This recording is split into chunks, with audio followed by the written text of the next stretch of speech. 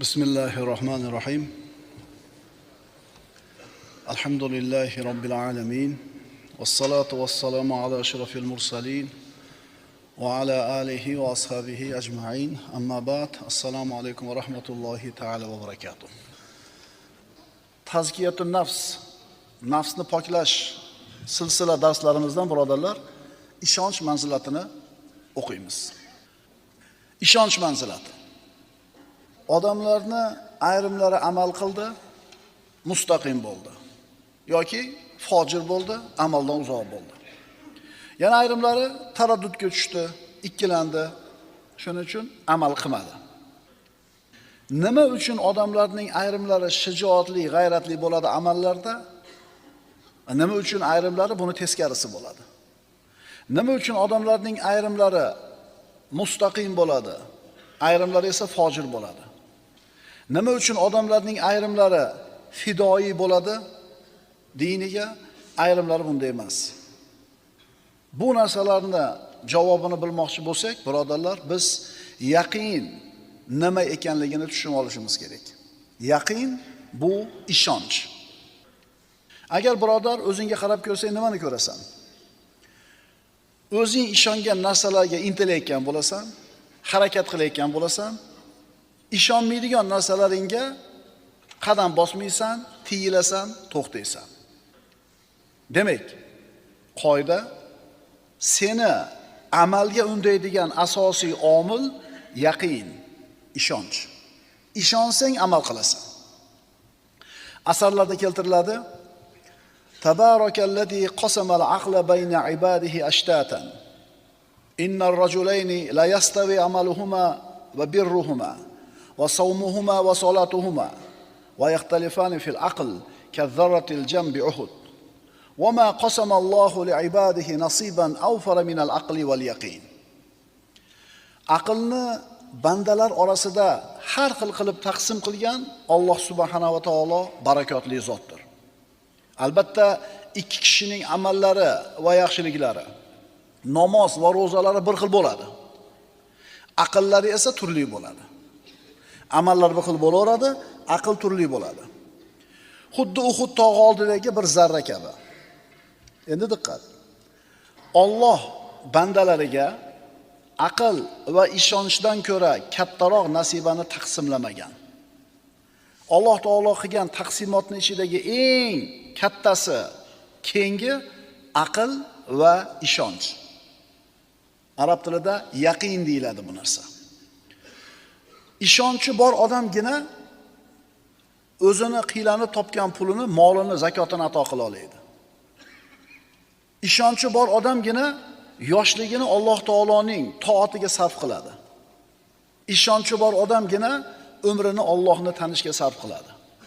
Ishonchi yo'q bo'lsa-chi? Mana shu solih amallardan ikkilangan, taraddudga tushgan, amaldan to'xtab qolganligini ko'rasiz. Alloh bor deydi. Namoz o'qish kerak deydi. Sadaqa qilsang moling kamaymaydi deydi. Deydi-yu, qarasangiz amalda yo'q. Nimaga aytib turib shu narsalarni? Shuni o'zi amalga oshirmayapti? Demak, ishonmaydi o'zi. Ishonchingiz komil bo'lsa, ishonsangiz keyin zakot berasiz, keyin sadaqa qilasiz, keyin gunohdan o'zingizni tiyasiz. Odamlarni amallarda turli-tuman bo'lishligi bu ularning ishonchiga bog'liq ekan. Shuning uchun bunaqa ishonchi bo'lmagan odam doim hayronlikda, zoyelikda bo'ladi. Alloh taolo Qur'onda marhamat qiladi. Astagfirullah. Kalla law ta'lamuna ilmal yaqin la tarawunnal jahim. Yo'q. Agar sizlar aniq bilish bilan bilganingizda edi, agar sizlar aniq bilganingizlarda, ya'ni dunyoga qul bo'lib qolishni oqibati nima ekanligini aniq bilganingizlarda, aniq ishonganingizlarda dunyoga qul bo'lib qolmas edinglar. La tarawunnal jahim. Qasamki albatta sizlar do'zaxni aniq ko'rursizlar. Agar inson mana shu yaqin manzilatiga, ishonch martabasiga yetsa, o'zini nafsini Allohga topshirib qo'ygan, Allohga sotgan bo'lar edi. Odam bolasini iymoni va amali xususida qanaqa nuqsoni, taqsiri, kamchiligi bor bo'lsa, ikkilanishi. Bu uning ishonchini zaifligiga borib taqaladi. Qaysi ishga kirisha olmayapsiz yoki qaysi ishni tasha olmayapsiz? Bittasini foyda ekanligida ishonchingiz nuqsonlik, ikkinchisini zarar ekanligida ishonchingiz nuqsonlik. Agar mustahkam e'tiqod, mustahkam ishonch egasi bo'lganingizda, boyaga birinchi ishni qilib, ikkinchisini tashagan bo'lardingiz.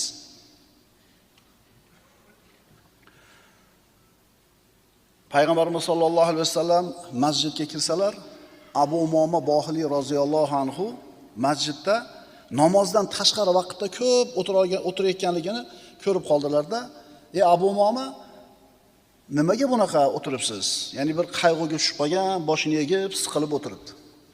"Ya Rasululloh, qarzlarim ko'p, uzolmayapman. G'amlarim ko'p" dedi. Nabiy sallallohu alayhi vasallam, "Ey Abu Umoma, sizga shunday kalimalarni o'rgataymi? Agar ularni aytsangiz, g'amlaringiz ham ketadi, qarzlaringiz ham uziladi. O'rgating ya Rasululloh." Payg'ambarimiz sollallohu alayhi vasallam aytdilar, "Allohumma inni a'udhu bika minal hammi wal hazan" duosini aytdilar. Haligi sahoba aytadiki, ana shu duoni bir muddat o'qidim, g'amlarim ham, qarzlarim ham ketdi deydi. Payg'ambarning so'ziga ishonchi komil bo'lgan, yaqini mustahkam bo'lgan mu'min darrov haligi kalimani aytishni boshlaydi. Endi ishonchi zaif bo'lgan odamchi? Qanday endi? O'sha duoni aytib qo'ysamlar endi hal bo'lib qoladimi? Bu aqlga sig'maydi. Endi seniki ijobat ham bo'lmaydi duoing. Muammoing ham hal bo'lmaydi, qarzing ham uzilmaydi. Chunki nima yo'q senda? Ishonch yo'q. Tushunyapsizlarmi endi akalar, ukalar? Biz qilmoqchi bo'lib qila olmayotgan, tark qilmoqchi bo'lib tark qila olmayotgan ishlardagi muvaffaqiyatga erishmayotganligimizning sababini nima yo'q? Ishonch yo'q. Ishonch yo'q. Yo'q, ishonch bor, ishonch zaif. Ishonchimiz, yaqinimiz sust, zaif. Qaytaramiz, odam bolasini iymon, amal xususida qanaqa kamchiligi, nuqsoni, ikkilanishi bor bo'ladigan bo'lsa, bas buning sababi uning ishonchining zaifligi. Alloh taolo siz bilan bizdan birodarlar unaqa ikkilanib, taraddudga tushib iymon keltirishimizni xohlamadi. Iymon keltirishimiz mustahkam bo'lsin, ikkilanish bo'lmasin unda. Astagfirullah. Innamal mu'minuna allazina amanu billahi va rasulihi thumma lam yartabu va jahadu bi amwalihim va anfusihim fi sabilillah ulaika humus sodiqun.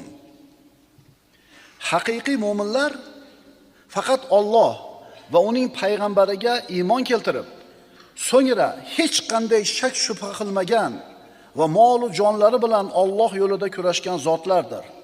Ana o'shalargina o'z iymonlarida sodiq bo'lgan zotlar. Hech qanday shak shubhasi yo'q iymonida. Alloh sen bilan mendan birodar shubhalangan holimizda iymon keltirishimizni xohlamadi. Yo'q, agar sizlar dunyoga qul bo'lib qolishning oqibati nima ekanligini aniq bilish bilan bilganingizda dunyoga qul bo'lib qolmasdinglar deyapti Alloh Takasur surasida. Qasamki, albatta sizlar do'zaxni ko'rursizlar, aniq. Alloh taolo siz bilan bizga zaif dalillarni keltirib qo'yib turib, menga iymon keltir demadi. Dalilni kuchligini keltirib qo'ydi. Borligi, birligiga, qudratiga dalolat qiladigan kuchli dalillarni ko'rsatib, keyin iymon keltirdi. Chunki ikkilanib bo'lmaydi iymonda. Astagfirullah. Va fil ardi ayatun lil muqinin. Hamda yerda Allohning qudratiga dalolat qiladigan oyat alomatlar bordir. Birodarlar, ishonch mavzusi, yaqin mavzusi o'ta ham nozik mavzu. Hozir aytdik. Aniq ishonmasang bir narsaga kirishmaysan. Bir narsadan o'zingni olib qochyapsanmi? Demak, shu narsani to'g'riligida o'zingda nima bor? Shubha bor. Agar foyda topishga aqling yetsa, pulingni tikasan shu tijoratga. Demak, yaqin, ishonch harakatlantirar ekan. Aniq ishonmas ekansan, ikkilanasan, shubhalanasan, harakatsiz bo'lasan. Birodarlar, bu dunyoda ishonch eshiklari uni qidirgan odam uchun ochiq. Ishonuvchilar uchun yer yuzida dalillar ochiq turibdi. U qat'iy dalillar. Mana haqiqiy ishonch egalarining xususiyatlari, haqiqiy ishongan odamlarning xususiyatlari, ahli yaqinlarning xususiyatlari. Hidoyat va najot. Astagfirullah. Vallazina yu'minuna bima unzila ilayka va ma unzila min qablik va bil oxirati hum yuqinun. Ular sizga nozil qilingan va sizdan ilgari tushirilgan narsalarga iymon keltiradilar va oxirat kuniga aniq ishonadilar. Haqiqatan kim ko'rib keldi jannatni, do'zaxni? Haqiqatan kim o'lib tirildi? O'ylab qarasangiz, haqiqatan mana men o'lib tirildim degan odam yo'q. Bunaqa ikkilangan odam, uni iymoni iymon bo'lmaydi. Endi aniq ishonadilar deyapti Alloh. Ular kimlar? Ularga nima bor? Ulaika ala hudan min robbihim va ulaika humul muflihun. Parvardigorlari tarafidan hidoyat topganlar ana o'shalardir. Aniq ishonganlar Parvardigor tomonidan hidoyat topganlardir. Va najot topguvchilar ham ularning o'zlaridir. Aniq ishonasiz, hidoyatda bo'lasiz, aniq ishonasiz, najotga yetasiz.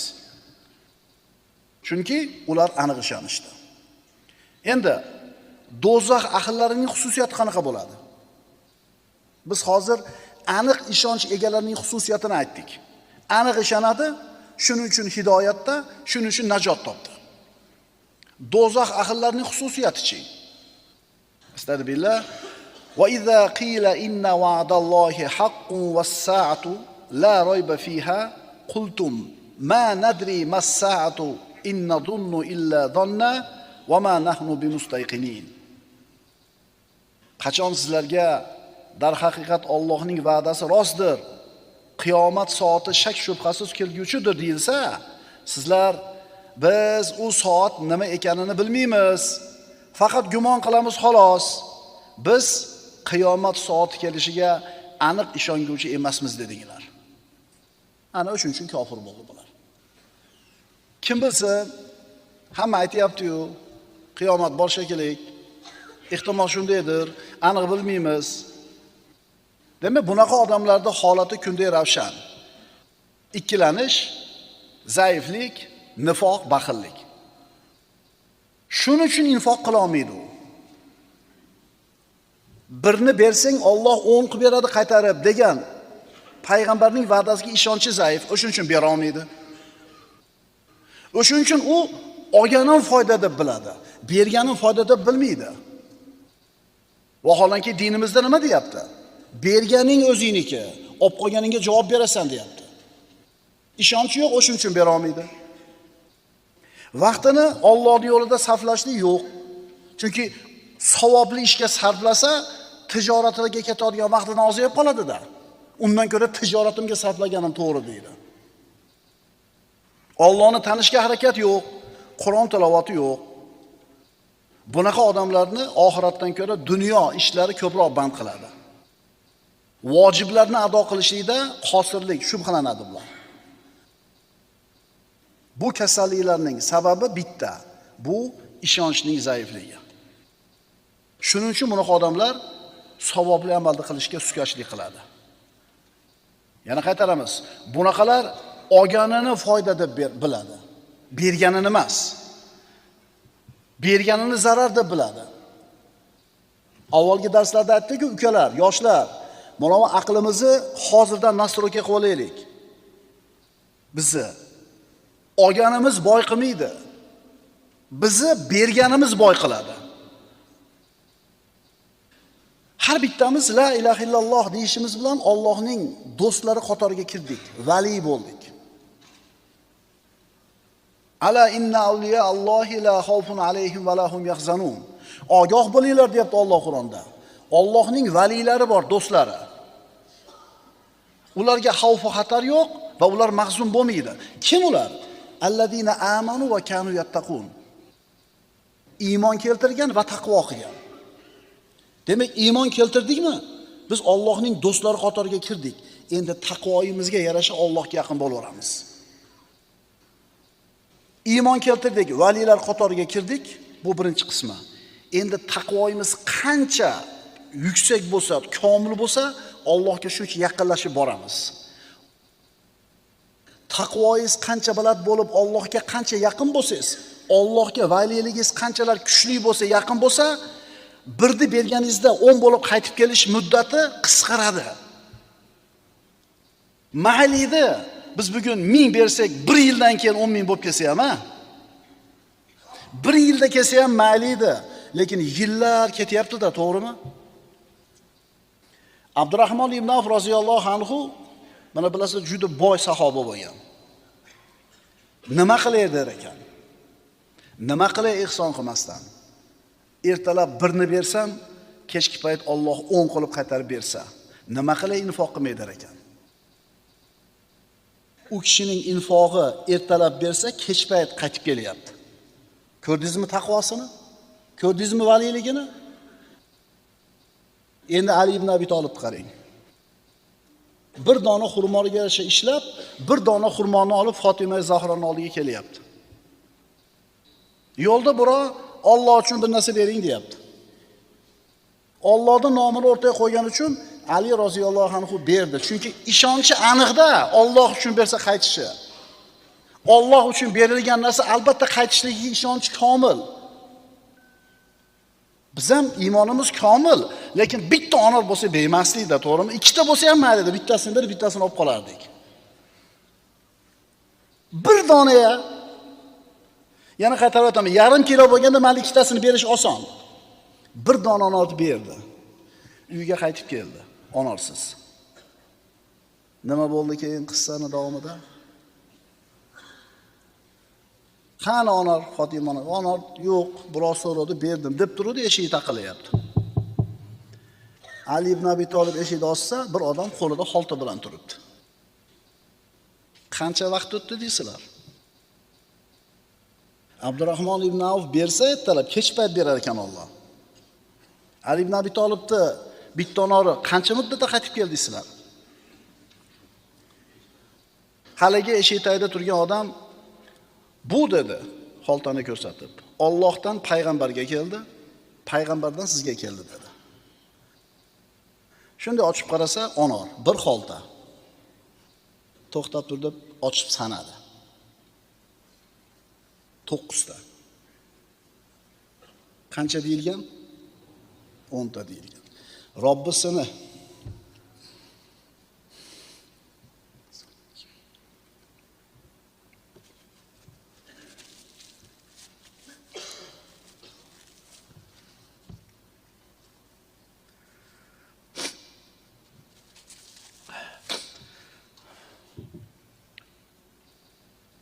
Robbisini va'dasiga ishonchi shu darajada komilki, 10 ta bo'lish kerak dedi. Sanadi. So'rayapti. Allohdan bu rostdan Allohdan payg'ambarga keldimi? Ha. Payg'ambardan menga keldimi? Ha. Unda 10 ta bo'lish kerak. Yonboshdan chiqarib berdi, sizni sinamoqchi edim deb. Ko'rdingizmi ishonchning martabasini? Yana qaytarib aytamiz, Alloh taoloning do'stlari bor. Bularga xavf va xatar yo'q va ular mahzun bo'lmaydi. Ular iymon keltirgan va taqvo qilgan zotlar. Sizni Allohga bo'lgan valoyatingiz, do'stligingiz qanchalar yuksak bo'lsa, taqvoingiz qanchalar baland bo'lsa, axloqingiz qancha go'zal bo'lsa, qarg'ishmas, duo olayotgan bo'lsangiz, nazardan qolmasdan odam el yurtni xizmatini qilib, xulqingizni go'zal qilayotgan bo'lsangiz, g'iybat qilmayotgan bo'lsangiz, qalbingiz kibrga to'lmagan bo'lsa, miyangiz aynib, taqvoingiz shunchalar yuksak bo'ladi, Alloh taoloning sizga beradigan mukofotini kelishi shuncha tezlaydi. Ishonch. Siz bilan bizni amallarimizdagi nuqson, kamchiligini asosiy sababi bu ishonchimizning zaifligi. Assalomu alaykum va rahmatullohi taala va barakatuh.